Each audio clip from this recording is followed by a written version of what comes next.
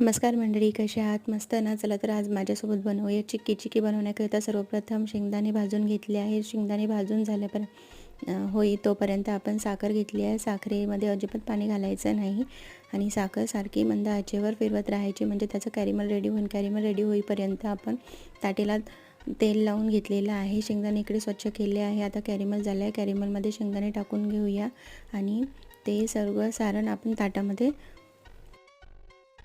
अशा पद्धतीने चिक्की तयार झाली आहे. ही चिक्की खाण्यासाठी खूप पौष्टिक असते. मुलांसाठी तर खूपच जास्त पौष्टिक असते. बाजारातल्या विकतच्या चिक्की खाण्यापेक्षा घरगुती चिक्की अशा पद्धतीने तयार करून तुम्ही ठेवू शकता. उन्हाळ्यामध्ये दुपारची भूक लागते त्यावेळेस असं चुटूर चारा म्हणून मुलांसाठी खूप चांगलं ऑप्शन्स आहेत.